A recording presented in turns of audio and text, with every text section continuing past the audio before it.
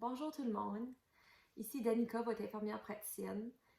Je vais vous présenter aujourd'hui 5 conseils sur un voyage en santé. Car dans notre cabinet, on voit souvent les gens, comme à ce temps-ci de l'année, qui se partent en voyage et sont assez inquiets avec leur santé. Et quand on leur donne ces 5 conseils, ils se sentent beaucoup plus rassurés et peuvent partir en voyage la tête vide.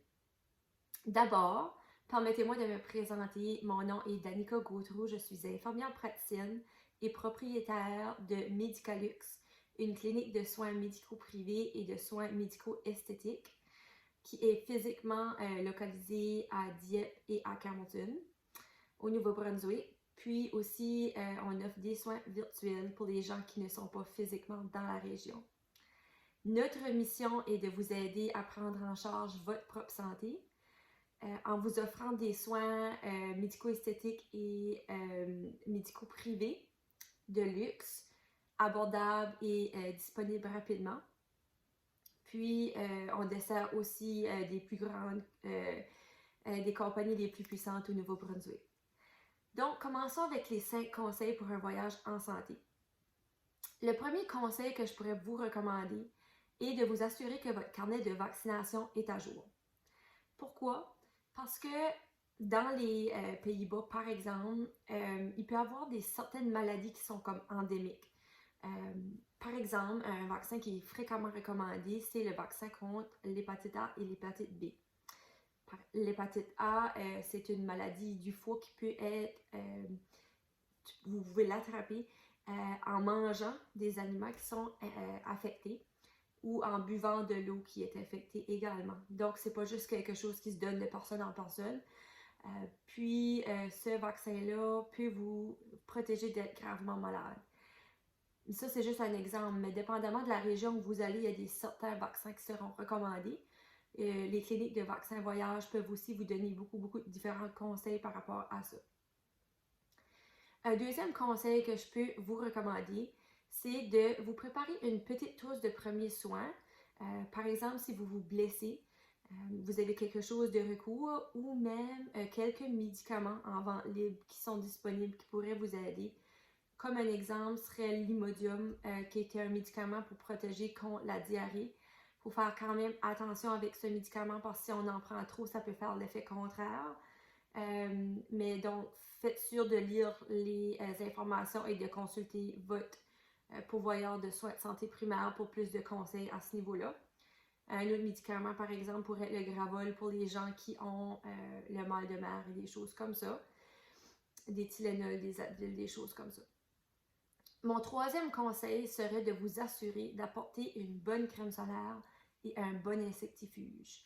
La crème solaire, on va en faire une capsule un peu plus tard car ça prend quand même assez de temps de savoir quelle sorte de crème solaire vous devriez choisir. Assurez-vous qu'il protège contre les rayons UVA et UVB, donc les rayons qui font le vieillissement de la peau et aussi ceux qui font le cancer de la peau. Ensuite, l'insectifuge, pourquoi? C'est parce qu'il y a beaucoup de maladies qui sont transmises par les maringouins. Donc, pour vous protéger, faites sûr d'apporter un bon insectifuge et de l'appliquer régulièrement, surtout en soirée. Un quatrième conseil serait de faire attention à l'eau potable parce que parfois l'eau peut être contaminée si elle n'est pas bouillie ou des choses comme ça. Donc, un bon truc pour ça, c'est juste de s'assurer que si vous buvez de l'eau, prenez de l'eau en bouteille scellée. Donc, ça vous évite ces problèmes. Et le dernier conseil que je peux vous donner, c'est de vous assurer que vous avez des assurances voyage. Des gens, des fois, peuvent l'avoir avec leur carte de crédit, mais si vous n'en avez pas, juste assurez-vous d'avoir quelque chose, que si jamais vous vous adonnez à tomber malade pendant votre voyage, vous êtes couvert et vous avez la tête nette. Donc, n'oubliez pas de revoir les règlements pour les tests COVID pour les voyages et de toujours se laver les mains fréquemment. Ceci, c'était les 5 conseils pour un voyage en santé.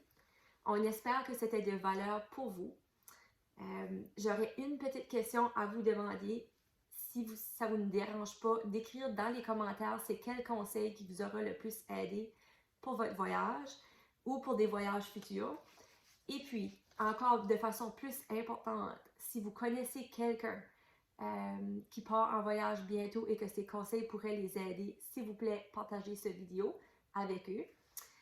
Et on fait ces vidéos de façon gratuitement, seulement pour aider les gens à prendre en charge leur propre santé.